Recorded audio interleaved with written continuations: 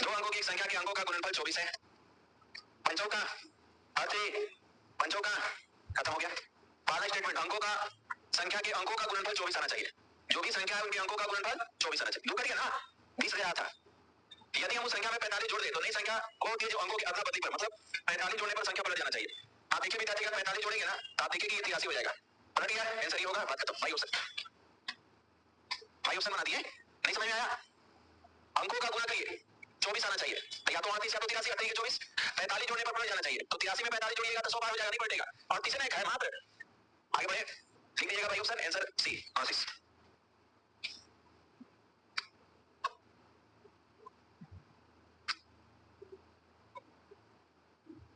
अगला क्वेश्चन बड़ा जबरदस्त क्वेश्चन है, ध्यान दीजिएगा। बताएं, कहा है कि दो अंकों की संख्या के अंकों का योग p है। दो अंकों की एक संख्या है जिसके अंकों का योग क्या है? p है। p गुना है, योग का कितना? p गुना है। संख्या के अंकों को अदला बदली करने पर बनी संख्या अंकों के योग का कितना गुना होगा? तो ये क्या था? दो अंकों की संख्या है तो दो अंकों की संख्या को 10 x प्लस क्या ले लेते हैं भाई? दो अंकों की एक संख्या है जो अपने अंकों के योग का p गुना है। तो अंकों का योग विद्यार्थी x प्लस कितना भाई? अंकों के योग का कितना गुना है? p गुना है। तो बोल रहा है कि यदि अंक पलट दिया जाए, अंक पलट दिया जाए 10y प्लस x, तब ये अपने अंकों का योग का क्या गुना हो जाता है? तो अंकों का योग xy और गुणा को मान लेते हैं m। अब यदि हम इसको ऐड करते हैं, दोनों को क्या करते हैं? ऐड। तो ऐड करेंगे तो y और x x हो जाएगा 11 और ये विद्यार्थी x प्लस y, अरे होगा ना? और यहाँ पर x प्लस y कॉमन, तो ये हो जाएगा p और प्लस m और कॉमन हो गया हमारा x प्लस y। यदि x प्लस y कॉमन हो गया तो x प्लस y कट जाएगा, तो m ही हमको निकालना है। तो m होगा 11 माइनस विद्यार्थी p। तो कोई है 11 minus p? Option A 11 minus p आपका आंसर कर जाएगा। 11 माइनस p, 1 मिनट, चलिए जल्दी बैठिए।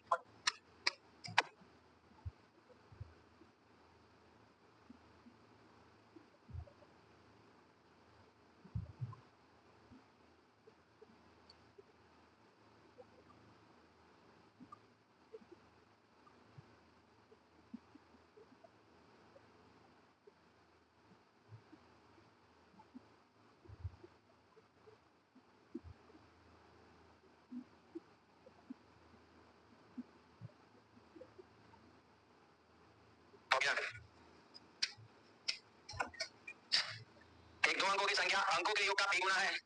कह रहा है कि यदि अंक पलट दें तो अंकों के योग का कितना गुना होगा, उसको ये मानिए। आप देखिए 11 x 11 y, 11 कॉमन तो xy, यहाँ पर ये दोनों कॉमन, तो कॉमन तो बचेगा p प्लस m। ये दोनों कट गया तो m हमको चाहिए था, तो 11 माइनस p। देखा जाए, एक लड़का 1 से 12 तक की सभी संख्याओं को जोड़ता है, लेकिन और एक संख्या को दो बार जोड़ देता है, एक संख्या को दो बार लेता है, जिसके कारण योग 80 आया। भाई वो गलती कर दिया, तो हम गलती नहीं करेंगे। तो हम भी विद्यार्थीगण 1 2 3 और 12 तक का योग निकाल लेते हैं। तो हमारे अनुसार समझ होगा n n प्लस 1/2, 12 गुणे 13 और बटा में 2, यानी कट जाएगा 6 बार में। 13 6 78 यानी 70, यानी सही जो होना चाहिए था 78 होना चाहिए था, वो आया 80। तो ये कह सकते हैं कि सर दो ज्यादा यानी दो को दो बार लिख दिया होगा, तो आंसर होगा 2। चलिए आगे बढ़ते हैं। गलती उससे हुआ है, आप सही निकाल लीजिए और घटा दिए तो पता चल जाएगा किसको दुबारा लिखा है। एक क्वेश्चन विद्यार्थीगण बहुत बार आपके एग्जामिनेशन में पूछा हुआ है, जो इसका मन चाहे उसे बना सकता है क्वेश्चन। जितना ज्यादा आया वो दो बार लिखा गया होगा, जितना ज्यादा आया वही दो बार लिखा गया होगा। अरे बात समझ में आया? हाँ, कभी कभी आपको ये भी कह देगा कि 2 डिजिट गलती लिखा गया, कभी कभी ये भी बोल देता है कि देखो 2 डिजिट गलती लिखा गया तो उसका योग आ जाएगा और उनका अंतर दिया जाएगा कि दोनों के बीच का अंतर 5 है, दोनों के बीच का अंतर 6 है, ऐसा भी करके दे सकता है। चलिए आगे बढ़े। 1 से 100 तक के मत आने वाली सभी प्राकृतिक संख्या 7 का गुणज है का योग क्या होगा? 7 के गुणज है का योग। तो बताइए विद्यार्थीगण 1 से लेकर 100 के बीच में 7 से कटने वाली संख्या। तो सर 1 से विद्यार्थीगण बाद जो 7 से कटने वाली संख्या 7 14 और इस तरह से 100 के पहले कौन है? तो सर 100 के पहले 98 है। ये विद्यार्थीगण माहौल बना। तो इसको विद्यार्थीगण हम लोग सम ऑफ n से बना लेते हैं। सम ऑफ n विद्यार्थीगण जो होता है n/2, ये ट्वाइस है और प्लस n और -1 और इनटू क्या होगा टी, या n/2 a plus l, a plus l तब लगाएंगे ना जब अंतिम ही पता हो जाए, तो हमको आसानी पड़ेगा। तो चलिए विद्यार्थीगण सब निकाल देते हैं। तो सर n/2 यानी टोटल पदों की संख्या। तो पदों की संख्या विद्यार्थीगण निकालने के लिए सबसे पहले आपको करना पड़ेगा पदों की संख्या लास्ट माइनस फर्स्ट। n का मान निकालने के लिए आपको करना होगा लास्ट कितना 98 माइनस फर्स्ट 7 बटा में d, दो पदों के बीच का अंतर और प्लस 1। तो आप ऐसे करेंगे तो सही घट जाएगा, तो ये 98 7 से कटेगा 13 7 और 1 14, तो कितना होगा 14। इसमें पुट कर देते हैं सम ऑफ n। तो ये विद्यार्थीगण सम ऑफ n पुट कर देते हैं, तो ये हो जाएगा 14 बटे में 2 और a हो जाएगा 7 प्लस n हो जाएगा 98। ठीक है, तो थोड़ा सोचिए तब बोलिए। तो ये 2 से कट जाएगा कितना में 7 बार में और ये विद्यार्थीगण हो जाएगा 105। तो ये होगा विद्यार्थीगण कितना 735। आपको ये क्या गलती लग रहा है? किसी को नहीं लग रहा है? एक और देखिए, यदि आपको ऐसा नहीं समझ में आया तो सर 7 प्लस 14 इस तरह से 98 और 7 कॉमन ले लीजिए। तो 7 कॉमन लिए तो लगातार होना पड़ जाएगा 1 प्लस 2 7 कॉमन ले लीजिए 14 ऐसा विद्यार्थीगण। अब 7 को छोड़ दिए, अभी लगातार संख्या का योग, लगातार संख्या का योग n प्लस 1 और बटा में 2, 2 से कट जाएगा 7, आप गुना कर दीजिए 49 गुणे 15 700 कितना 35। तो आपको यदि उसमें कुछ दिक्कत है तो ये 7 कॉमन कर लीजिए, लगातार संख्या हो जाएगा, उसे बनेगा एक तरीका। चलिए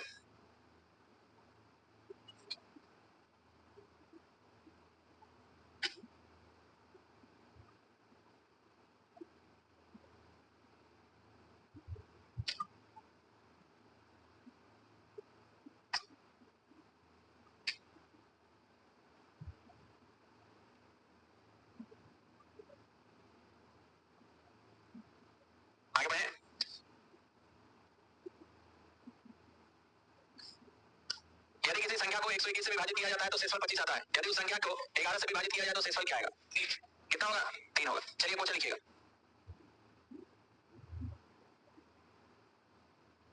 यदि किसी संख्या को यदि किसी संख्या को 12 से विभाजित किया जाए तो शेषफल 7 प्राप्त होता है। यदि किसी संख्या को 12 से विभाजित किया जाए तो शेषफल 7 प्राप्त होता है। तो उसी संख्या को 5 से विभाजित किया जाए तो शेषफल क्या होगा? तो उसी संख्या को 5 से विभाजित किया जाए तो शेषफल क्या होगा?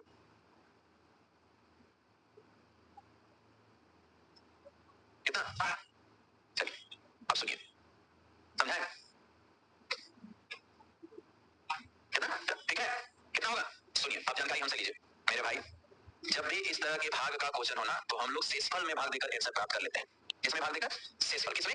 कभी भी ऐसा क्वेश्चन होना तो शेषफल में भाग देकर आंसर प्राप्त। इसी क्वेश्चन है 121 से भाग देने पर 25 आता है, तो 11 से भाग देने पर तो हम 11 से संख्या में नहीं भाग देंगे, हम भाग किसमें देंगे? 25 में। तो 25 में भाग देंगे तो 11 दूनी 22 तो विद्यार्थीगण की तरह ये आपका 3। तो ऐसे प्रश्नों में शेषफल में भाग देकर आंसर, तो आंसर क्या हो जाएगा? 3। आंसर क्या होगा? तो याद रखिएगा विद्यार्थीगण, ऐसे क्वेश्चन में किसमें भाग देकर? जो अगला का शेष बचा उसमें भाग देकर आंसर प्राप्त करेंगे। जो शेष बचा, अरे पूछे तो बताइए विद्यार्थीगण, इस क्वेश्चन में कितना था? इस क्वेश्चन में कितना आता?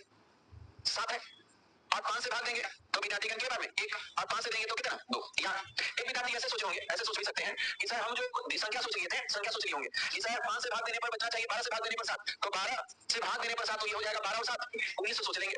अब 19 एक ऐसा संख्या है जिसमें 12 से भाग देंगे तो कितना मिलेगा? तो 12 से भाग देंगे तो विद्यार्थीगण हो जाएगा आपका 12, एक बार में कितना? 12, कितना बचा? 7। अब इसी संख्या को यानी 19 को कितना से भाग दीजिएगा? 5 से, तब कितना बचेगा? तो 5 नहीं आता विद्यार्थीगण 15, कितना बचेगा? 4। तो आप देख रहे हो कि आंसर फ्लक्चुएट कर रहा है। तो मेरे भाई सत्य बात अब हम जो बता रहे हैं उसको सुनिएगा, जिंदगी भर याद रखिएगा। ऐसे प्रश्न में जब बाद वाला डिवाइजर पहले वाला डिवाइजर को काट दे तो वो प्रश्न का आंसर निकाला जा सकता है, लेकिन बाद का डिवाइजर पहले वाले डिवाइजर को ना काटे तो ऐसे प्रश्नों का उत्तर डी आई जाता है, आंकड़े अधूरे हैं। ना 2 ना तो 4, कोई भी आंसर नहीं होगा, उसका उत्तर लिखना है आंकड़े अधूरे। जो हम क्वेश्चन लिखवाएं उसका आंसर क्या होगा? आंकड़े अधूरे हैं। उसका आंसर क्या होगा? आंकड़े अधूरे हैं। बात समझ में आया ना? क्यों हुआ? क्योंकि सर वो गुणज ही नहीं है, पहला डिवाइजर का गुणज ही नहीं है। ऐसे प्रश्न में एक शर्त है, ऐसे प्रश्न में एक शर्त है कि बाद का जो डिवाइजर है और पहला जो डिवाइजर है एक दूसरे का क्या होना चाहिए? गुणज होना चाहिए या बराबर होना चाहिए? गुणज होना चाहिए या बराबर होना चाहिए। इसीलिए प्रणाली को क्वेश्चन दिए थे ताकि हम लोग गलती करें और हम फिर समझाएं आप लोग वही चीज की गलती। और जिंदगी में याद रखिएगा कि ऐसे प्रश्नों का क्वेश्चन कैसे पकड़ना है? बाद का डिवाइजर पहले वाले डिवाइजर को काटना चाहिए या बराबर होना चाहिए। तो क्या काटा है? बाद का डिवाइजर 5 है, पहले का डिवाइजर 12 है, क्या 5 12 को काटा है? नहीं, नहीं काटेगा तो आंसर नहीं निकलेगा, डिवाइड होगा अलग अलग नंबर। आप इसे से क्या जान लें? हम आप सोचते हैं 12 का 12 24 24 और 7 21 21 में भी आप देखिए, आप 12 से भाग दीजिएगा तो 12 दूनी का 24 बचेगा कितना? 7। लेकिन क्या 21 में आप भाग दीजिएगा तो क्या बचेगा? आप 5 से देखिए अलग अलग आएगा, अवस्था अलग अलग हो जाएगा, अनंत आंसर आएंगे। लेकिन इसमें आप कोई भी नंबर मान लीजिए या भागफल में भाग देकर देखिए, हमेशा एक ही आंसर आएगा, चेंज नहीं होगा। नहीं समझ रहे हैं? तो ये चीज ध्यान रखिएगा, जब भी भाग देने वाला क्वेश्चन होगा, पहले भाग देते तो इसे, तो अब भाग देंगे तो कैसे। तो इसमें हमेशा दिमाग में रखिएगा कि यदि भाग का भाजक पहले वाले भाजक को काट दे तो शेषफल में भाग देकर आंसर करेंगे। नोट लिख लीजिएगा इसके लिए। यदि बाद का भाजक, इंग्लिश में इसको डिवाइजर कहते हैं, यदि बाद का भाजक पहले वाले भाजक को का गुणज हो या बराबर हो, यदि बाद का भाजक पहले वाले भाजक का गुणज हो या बराबर हो, यदि बाद का भाजक पहले वाले भाजक का गुणज हो या बराबर हो, गुणज हो या बराबर हो, गुणज हो या बराबर हो, तो पहले वाले के शेष में ही भाग देकर आंसर प्राप्त करेंगे। तो पहले वाले के शेष में ही भाग देकर आंसर प्राप्त करेंगे। बात समझ में आ गया ना? चलिए अपनाते हैं, आसान हो गया क्वेश्चन। अब देखिए, कितना आसान। किसी संख्या को 899 से भाग देने पर 63 बचता है, 29 से भाग देने तो पहले चेक करिए। देखिए क्वेश्चन क्या कहा है कि एक संख्या को, पता नहीं संख्या क्या है, 899 से भाग देने पर 899 से भाग देने पर कितना बचता है? 63। यहां तक बात सही था। अब संख्याओं के मानने के चक्कर में मत पड़िए। अब देखते हैं कि 29 पहले देखते हैं कि इसको काटता है कि नहीं काटता है। तो यदि 29 उसको काटता है तो उसके शेष को ले और 63 में भाग देकर आंसर कर दे। दो बार में विद्यार्थी का कितना? 58। तो कितना? 5, यानी आंसर होगा 5 बस। लेकिन ये बात चेक कर लीजिएगा, क्या इसका गुणज होना चाहिए, बराबर का गुणज होना चाहिए। बाद का भाजक पहले वाले के भाजक का गुणज हो। गुणज होने का अर्थ है कि उसी के पहाड़ा पर भी डिपेंड हो गया। गुणज होने का अर्थ है कि उसी के पहाड़ा पर भी जिसको जिसको काटेगा भी काटेगा, इसीलिए शेषफल में भाग देकर आंसर प्राप्त करते हैं। वो जिसको जिसको काटेगा भी काटेगा, इसीलिए उसके शेषफल में भाग देकर आंसर प्राप्त करते हैं। क्या देखिएगा हमेशा, बाद का भाजक पहले वाले को काट दे तो शेषफल में अब ऐसे कहेगा कि दुगुना कर दिए, तो भाई शेष को दुगुना करके भाग देंगे, तिगुना कर दिए, शेष को तिगुना करके। लेकिन हाँ, बाद का भाजक पहले वाले को काटा, वर्ग कर दिए संख्या का, तो शेष का वर्ग कर देंगे। वो जो बोले संख्या को करने का, हम शेष का वर्ग करके आंसर देंगे। जैसे अच्छा आगे नहीं, बाद में जैसे बोलेंगे। स्टार का न्यूनतम मान क्या होगा? तो विद्यार्थीगण 5 4 1 स्टार, विद्यार्थीगण 6 0 3, विद्यार्थीगण 9 से कट रहा है, तो 9 से कट रहा है तो 4 3 9 5 4 9, अब 1, तो क्या चाहिए? 8। चलिए आगे बढ़ते हैं।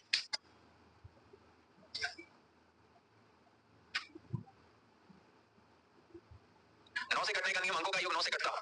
ठीक है, जब विद्यार्थीगण 3 3 4 और गुने विद्यार्थीगण 5 4 5 और गुने 7p, ये ऑलवेज डिवाइडेड बाय 3 3 4 0। तो p का न्यूनतम मान क्या है? तो विद्यार्थीगण क्या होगा? तो समझे कैसे? आइए समझाते हैं। सुनिए कैसे, सुनिए एकदम साफ साफ आंसर आप लोगों को दिखेगा। देखा जाए कहा ई संख्या पूरा को काट देता है। ई संख्या जो है इसको पूरा क्या करता है? काट देता है। तो हम काटने चलेंगे सही, इसको काट देगा कितना बार में? 10 बार में। 0 बचा है 10 10 बचा है। अब 10 के अंतर्गत क्या है? 5 को तो 5 से काटेंगे तो 2 बार में, और 5 से काटेंगे तो ये हो जाएगा सर 5 से 1 0 9। अब मेरे भाई की बात बताइए, ये विद्यार्थीगण 2 इसको तो काटेगा नहीं, ये तो खत्म हो गया है, और जबकि पूरा काट रहा है। तो अब ये 2 बोलेगा इसी से ना कि 7 भैया कैसे हो करके हमसे कट जाइए, पूरा करना है। ये पूरा खत्म हो गया, ये बोला कि हम कट नहीं करेंगे, तो ये तू किससे रिक्वेस्ट करेगा? किससे? जब इससे रिक्वेस्ट करेगा तो अब मिनिमम मान क्या होना चाहिए? तो ऑप्शन के अकॉर्डिंग 0 भी रहता तो करता। आप विद्यार्थीगण 0 यानी उसको 70 मान लेते।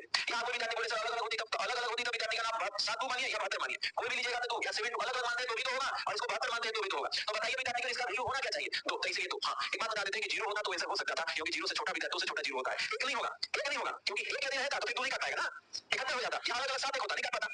तो बताइए विद्यार्थीगण अब ये तो इसको क्या कर देगा? काट देगा। तो यही 2 विद्यार्थीगण इसको काटेगा, अतः मिनिमम वैल्यू जो होगा p का वो तो होगा।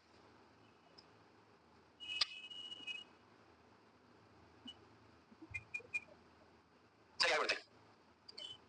पूरा काट दे मतलब नीचे कुछ नहीं होना चाहिए। हमारे मैथ में यही होता है कि यदि कोई हर पूरा काट रहा है तो नीचे कुछ नहीं बचना चाहिए।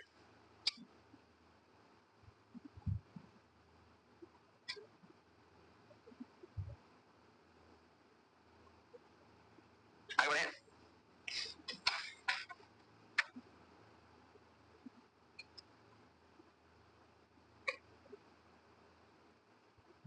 दिया गया है किसी संख्या में 2 अंक है, किसी संख्या में 2 अंक है। यदि अंकों के स्थान आपस में बदल दिए जाए तो इस प्रकार से विद्यार्थीगण प्राप्त संख्या, अगर किसी संख्या 2 अंकों के स्थान बदल दिए जाए तो प्रारंभिक संख्या में जोड़ दिया जाए, इस प्रकार से प्राप्त संख्या अवश्य घटेगा। देखा जाए विद्यार्थीगण ध्यान दीजिएगा, कैसे में 2 अंकों की संख्या है हमारा कितना 10x और प्लस कितना y। अब विद्यार्थीगण अंकों को पलट कर जोड़ दिया जाए तो अंक पलटेगा तो क्या हो जाएगा? 10y plus x। तो ये किससे घटेगा? तो सर यदि जोड़ेंगे तो ये x इसमें जाके और ये इसमें जाके, तो ये हो जाएगा हमारा कितना 11x और प्लस कितना 11y। 11 कॉमन ले लेंगे यानी 11 का गुणज होगा, यानी 11x प्लस कितना y। तो ये विद्यार्थीगण 11 से घटेगा, 11 से ये आपका घटेगी। यहाँ पर 2 क्वेश्चन क्रिएट होता है, यहाँ पर 2 क्वेश्चन क्रिएट होता है। एक विद्यार्थीगण जोड़ने पर, एक क्या होने पर? जोड़ने पर। तो जोड़ने का आंसर होता है 11, लेकिन घटाने पर हो जाएगा तो 9 हो जाएगा। ये जोड़ पर था और अब घटाव पर भी बता देते हैं, क्योंकि ये दोनों क्वेश्चन बराबर आपके एग्जामिनेशन में पूछता है। जैसे सेम क्वेश्चन कि 2 अंकों की एक संख्या थी तो 10x प्लस कितना y, और इसको पलट कर घटा दिया जाए तो पलटेंगे तो 10y और माइनस प्लस कितना x, और घटा देंगे तो ये हो जाएगा 9x और विद्यार्थीगण 9y। 9 कॉमन लेंगे तो 9 ये होगा x माइनस y, तभी विद्यार्थीगण 9 से कटेगी।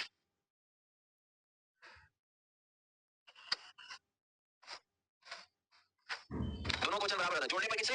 11, संख्या और अंक पलटकर बड़ी संख्या 11 से कटेगा, और संख्या और अंक पलटने पर बड़ी संख्या का अंतर, अंतर बोल देते 9। तो योग बोले तो 11 से कटता है और अंतर बोल दे तो 9 से कटता है।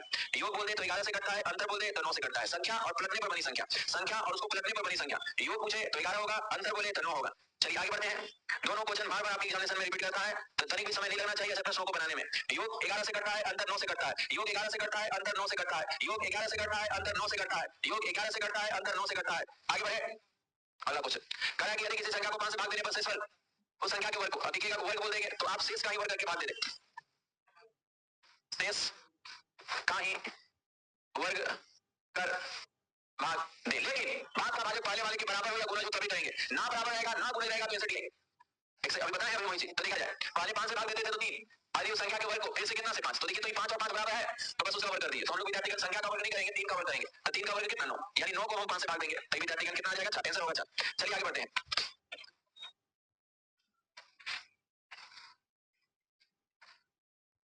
असमात के भाजक पहले वाले भाजक के बराबर होना चाहिए, उसका गुणज होना चाहिए, या तो बराबर हो या गुणज हो। शेष का ही वर्ग करके भाग देते हैं। दुगुना पूरी संख्या तो शेष का ही दुगुना करके भाग देते हैं। पचगुना पूरी संख्या तो शेष का ही पचगुना करके भाग देते हैं। लेकिन एक शर्त हो तब कि बाद का भाजक पहले वाले के बराबर हो या गुणज हो। बाद का भाजक पहले वाले के बराबर हो या गुणज हो। जैसे n को 4 से भाग देने पर 3, तो 2n को 2n माने दुगुना करना। पहले था n अब 2n, तो 2n वाली संख्या का दुगुना, तो आप शेष को ही दुगुना करते हैं। तो बताइए 3 दूनी 6, 6 को 4 से भाग दे दीजिए तो 4 कम 4 बचेगा कितना? 2। अरे भाई पहले n को दे देते तब मैंने संख्या को दुगुना कर रहे हैं, तो हम शेष को ही दुगुना करके भाग देंगे। लेकिन शर्त है कि बाद का भाजक पहले वाले भाजक का बराबर हो या गुणज हो। तो बराबर तो है ही, बराबर तो है ही। वो 2n को भाग देना था, 2n वाली संख्या को दुगुना करना, 2n आते संख्या को दुगुना, तो हम शेष को ही दुगुना कर दिए। 6 कहां से आया? हाँ 3 का सर दुगुना कर दिए आप, 3 का क्या कर दिए? दुगुना। चलिए आगे बढ़ते हैं। संख्या को दुगुना करने के लिए बोला था लेकिन हम शेष को दुगुना कर दिए। संख्या को दुगुना करने के लिए बोला था लेकिन हम शेष को दुगुना कर दिए। संख्या को दुगुना करने के लिए बोला था लेकिन हम शेष को दुगुना कर दिए। कह रहा है कि k एक पूर्णांक है जिसको 3 से भाग देने पर, k एक विद्यार्थीगण ऐसा पूर्णांक है जिसको 3 से भाग देने पर शेषफल प्राप्त होता है, शेषफल 1। लेकिन k प्लस 1 को, k प्लस विद्यार्थीगण 1 को 5 से भाग देते हैं तो शेषफल विद्यार्थीगण 5 प्राप्त होता है। ऑप्शन देखिए मैच कर दीजिए।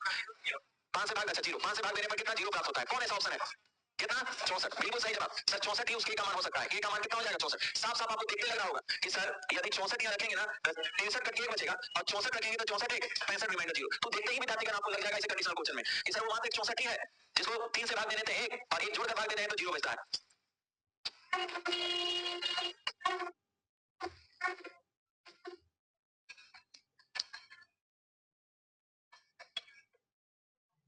आगे बढ़े देखा जाए। सुनिएगा ए 288 सुनिएगा 228 को विभाजित करता है और 18 से बचता है। तो ए दो अंकों का सबसे बड़ा मान क्या हो सकता है? तो देखिए विद्यार्थी ध्यान से सुनिएगा। हमको पता है ए 228 को विभाजित करता है तो शेषफल विद्यार्थीगण 18 बचता है। तो विद्यार्थीगण 228 को ए से भाग दे रहे होंगे। सुनिएगा ध्यान से ए से भाग देते होंगे तो रिमाइंडर क्या होगा 18। तो विद्यार्थीगण हम कहेंगे कि 18 घटा देंगे तो ए पूरा पूरा घटेगा। यानी विद्यार्थीगण 228 में माइनस कर दीजिए 18 तो बराबर क्या मिला 200 कितना 10 को ए काटेगा। अरे वो ये काटेगा ना तो 210 से पूछते हैं कि भाई तुम्हारे पास सबसे बड़ा फैक्टर क्या है 2 अंक। तो विद्यार्थीगण एक को कर देते हैं 2 करेंगे तो विद्यार्थीगण 105 और विद्यार्थीगण 2 ना ना सर 3 अंक हो गया। 3 अलगे करते हैं तो 3 अलगे करते हैं तो कितना। हाँ तो बताइए इसको नहीं लिख सकते क्योंकि हमको बोल रहा है ए का 2 अंक का मान। तो ए का विद्यार्थीगण ये पॉसिबल नहीं हो पाएगा ये पॉसिबल हो रहा है। तो बताइए ए का मैक्सिमम मान 70 इन दोनों में से कौन ले 2 अंक का 70 आएगा। 105 क्यों नहीं है 3 अंक का हमको 2 अंक का चाहिए तो 70 विद्यार्थीगण 2 अंक में हमारा आंसर जाएगा। शेष घटा देने पर उसको पूरा पूरा काट शेष घटा देने पर उसको पूरा पूरा काटेगा। अब एक हमको 2 अंक का बड़ा मान चाहिए। हम पहले विद्यार्थीगण 210 को 105 और 2 में तोड़े एक अंक का था और एक 3 अंक का था। कोई नहीं था संभव हमको 2 अंक का चाहिए तो फिर आगे बढ़े तो फिर 70 हुआ तो 3 हुआ। आप ये भी बोल सकते हैं तो फिर और आगे कहां नहीं बढ़े सर। सर आओ आगे इसलिए नहीं बढ़े क्योंकि हमको छोटा मिल जाएगा। अब एगो 5 करेंगे और एगो को कितना कर देंगे एगो को 5 करेंगे तो एगो हो जाएगा 4 42 तो छोटा ना हो गया वो छोटा हो गया लेकिन हमको चाहिए एक बड़ा मान। तो हमारा करेक्ट आंसर जो होगा वो कितना होगा 70 ही। चलिए आगे बढ़ते हैं। 105 नहीं होगा क्योंकि वो 3 अंक का है। यदि कोई एक्सटेंशन ना आता तो आंसर हम 105 को देते। ये अंक नहीं आता ना कि 2 अंक खाली बोलता कि बड़ा संख्या तब हम विद्यार्थी का 105 देते। चलिए इतना निम्नलिखित में देखिए ऐसे प्रश्न में विभाजन का जब होना तो सबसे छोटा पावर को कॉमन ले लेंगे। जैसे कि इतना है 4 की पावर 62 है और विद्यार्थीगण 4 की पावर 63 है तो सबसे छोटा वाला को बाहर निकाल दीजिए। तो 4 की पावर 61 बाहर यदि 4 की पावर 61 बाहर तो यहाँ 0 ये विद्यार्थीगण 1 और यहाँ पर 4 की पावर 2। अब विद्यार्थीगण यहाँ पर 4 की पावर कितना 61 तो यहाँ पर बचा कितना 1 यहाँ पर कितना 4 और यहाँ पर कितना 16 16 4 20 तो 4 की पावर विद्यार्थीगण 61 और गुणे कितना 21 किससे करता है 3 से विद्यार्थीगण। चलिए आगे बढ़ते हैं आंसर होगा ए नंबर।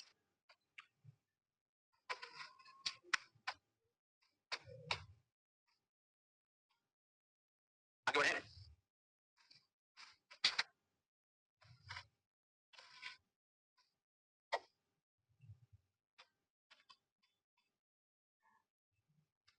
देखा जाए विद्यार्थीगण 2 अंकों की संख्या 2 बार लिखे। सुनिए ध्यान से 2 अंकों की संख्या 2 बार एक साथ लिखकर बनी 4 अंकों की संख्या बनाई जाती है। जैसे 25 25 32 32 इत्यादि। इस प्रकार से बनी सदैव संख्या हमेशा किससे पूर्णतः विभाजित होगी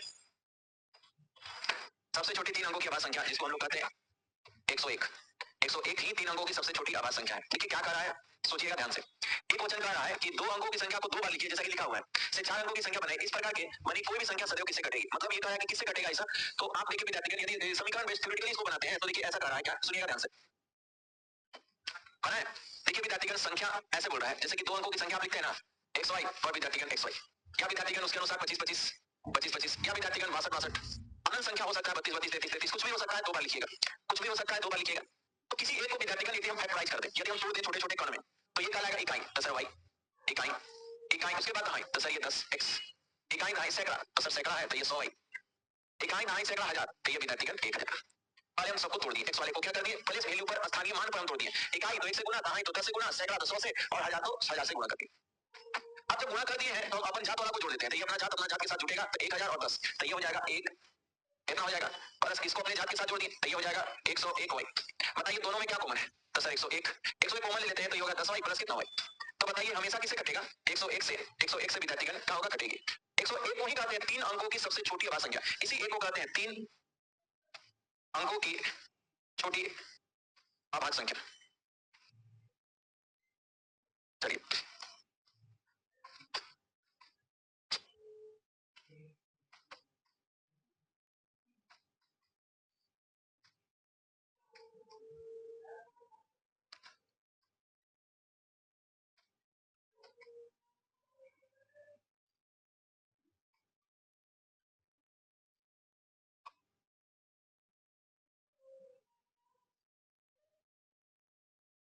101 का गुणज होना मतलब 101 से कटना।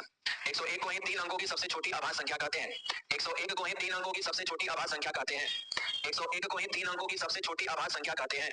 101 को ही 3 अंकों की सबसे छोटी प्राइम संख्या कहते हैं। क्या भाई लोग आप समझ पा रहे हैं मेरी बातों को? आगे बढ़े?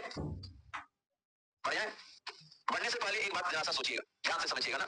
पैटर्न सोचिए, समझिए, विचार करिए। देखेंगे विद्यार्थीगण, मान लेते हैं 2 अंकों की संख्या को 2 बार लिखें, जैसे कि 2 अंकों की संख्या xy और xy 2 बार लिखें। यदि मान लेते हैं 2 अंकों की संख्या को 3 बार लिखें, xy xy xy। मान लेते हैं 2 अंकों की संख्या को 4 बार लिखें, xy xy xy xy xy। तो इस प्रकार से संख्या का निर्माण होता है कि 2 अंकों की संख्या को 2 बार लिखें, ये 2 अंकों की संख्या को 3 बार लिखें और ये 2 अंकों की संख्या को कितनी बार लिखें? 4। एक विशेष नंबर बनेगा, चाहे कुछ भी बने। कोई भी 2 अंकों की संख्या को 2 बार लिखिए, कोई भी 2 अंकों की संख्या को कितनी बार लिखिए? 3 बार, या उसी को कितनी बार लिखिए? 4 बार। तो ये कटने का जो विद्यार्थीगण सिलसिला है पैटर्न को फॉलो करता है, एक पैटर्न को फॉलो करता है, इसको समझिएगा। ठीक है? कैसे बताइए? xy xy के हो तो 2 को 1 लिख दें, 2 को 1 बीच में 0 से फुलफिल कर दें। जैसे xy xy xy के जोड़ा तो 3 को 1 लिख दें, 1 1 1 और बीच में 0 से फुलफिल कर दें। xy xy xy xy के हो तो 4 को लिख दें, 1 2 3 4 और बीच में विद्यार्थीगण 0 से फुलफिल कर दें। ठीक है विद्यार्थीगण, ये भी क्वेश्चन आपको पूछा हुआ है, ये भी क्वेश्चन पूछा हुआ है और ये भी क्वेश्चन पूछा हुआ है। हम इसको समझा सकते हैं, प्रैक्टिकली बना सकते हैं, लेकिन इस क्वेश्चन प्रैक्टिकली नहीं बना सकता है। पैटर्न को आपको दिमाग में रखना होगा। नहीं समझ में आया? पैटर्न को आपको दिमाग में रखना होगा कि जब भी ऐसा क्वेश्चन आए तो फिर विद्यार्थीगण बस जितना xy है उतना 1 लिख दीजिए, बीच में 0 से भर दीजिए। जितना xy का जोड़ा है उतना 1 लिख दीजिए, बीच में 0 से भर दीजिए। क्या पैटर्न समझ में आया? हालांकि इसको प्रैक्टिकली बना के दिखाएं आपको भाई, तो आप इसको दिमाग में रखिएगा। कोई भी संख्या हो सकता है, जोर से और इसे भी कर सकते हैं। हाँ, कोई भी संख्या हो सकता है। जैसे मान लेते पूछ देंगे 87 और 87 किससे कटेगा? तो विद्यार्थीगण किससे कटेगा? इससे कटेगा। आप चेक करके देख लीजिए। या यही क्या बोले हम विद्यार्थीगण सब संख्या भी बोल सकते हैं, जैसे कि 52 52 और 52 किससे कटेगा? 10,101 से कटेगा, क्योंकि विद्यार्थीगण 3 बार रिपीट हम किए हैं। 2 बार रिपीट करेंगे तो 101 से, 3 बार रिपीट करेंगे तो 10,000 से और 4 बार रिपीट करेंगे तो इससे। अरे समझ में क्यों नहीं आया? ये कुछ भी हो सकता है, आवाज हो सकता है, नॉन आवाज हो सकता है, सम विषम और कुछ भी हो, बस पैटर्न फॉलो करें। चलिए आगे बढ़ते हैं, मिटा दें।